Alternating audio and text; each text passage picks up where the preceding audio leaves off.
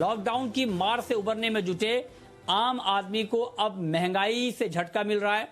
बीते एक महीने में महंगाई में बेतहाशा बढ़ोतरी हुई है।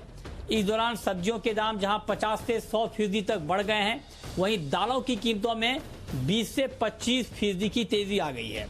आलू और प्याज समेत सभी हरी सब्जियों के दाम आसमान पर पहुंच गए हैं। एक महीने पहले जो प्याज 35 रुपए प्रति किलो के आसपास बिक रहा था, अब ये 50 रुपए प्रति किलो से भी ज्यादा के भाव पर बिक रहा है। आलू भी 30 रुपए से 45 रुपए प्रति किलो पर पहुंच गया है। और प्याज आलू ही नहीं, बाकी जो हरी सब्जियां हैं, गोभी, भिंडी, शिमला मिर्च समेत अन्य कई सब्जियों की कीमतें भी आसमान पर पहुंच गई हैं।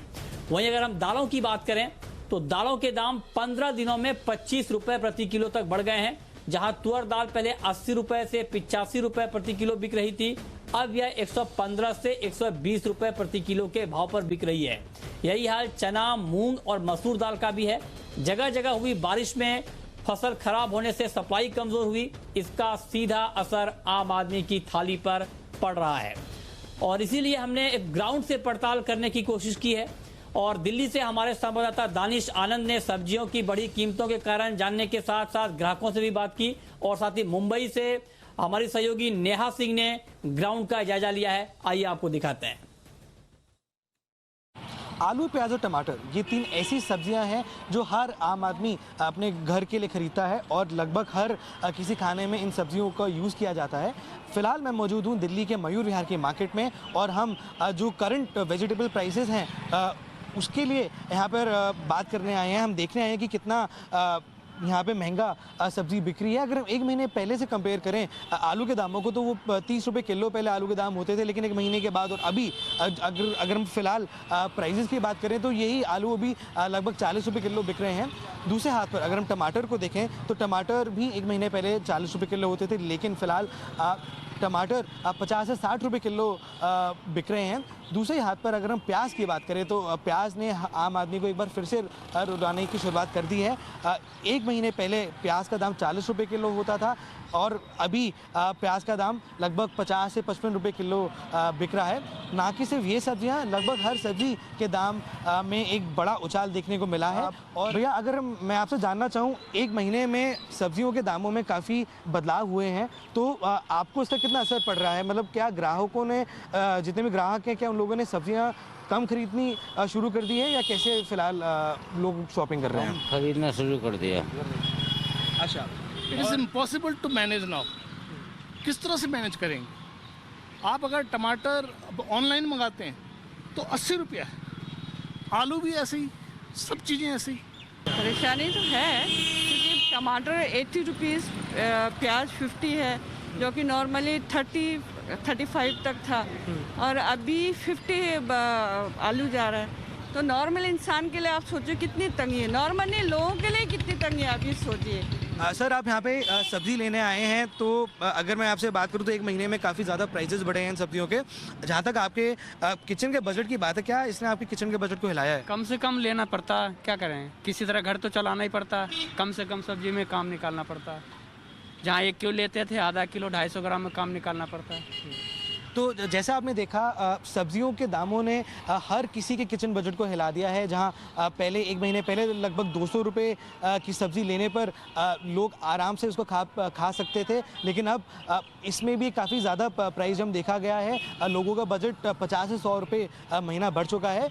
और सब्ज़ी लोग जो सब्ज़ी बेच रहे हैं उनका अनुमान है कि फेस्टिव सीज़न में भी सब्जियों के दाम बढ़े रहेंगे। और उम्मीद ये है कि लगभग एक महीने के बाद, दिवाली ख़त्म होने के बाद, इन दामों में गिरावट देखी जा सकती है।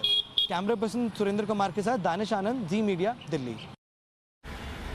मुंबई में मिशन बिगिन अगेन के बाद जब दुकानें खुलने लगी तो जो कीमत है, चाहे वो तेल की हो चाहे वो दाल की हो, वो बढ़ती जा रही है। मैं यहाँ परेल में मौजूद हूँ। यहाँ मैं एक किराने की दुकान पर हूँ और इनसे जानूंगी कि पिछले कितने दिनों में रेट बढ़ा है तेल का, जो खाने वाले तेल है उनका। सर सबसे पहले बताइए कि कौन कौन से तेल का कितना कीमत बढ़ा है? सनफ्लावर अराउंड 10 to 15 रुपीज़ पर लीटर इंक्रीमेंट है। पाम ऑयल में अराउंड 10 रुपये, 10-12 रुपये का फ़र्क आया।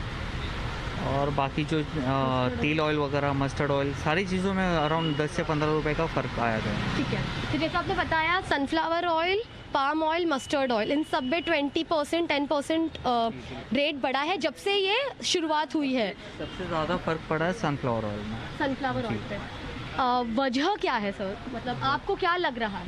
नहीं, वजह तो मुझे प्रॉपर नहीं पता है। और कितने दिनों से? ये करीब 25 दिन या अराउंड 1 महीने से ये चल रहा है।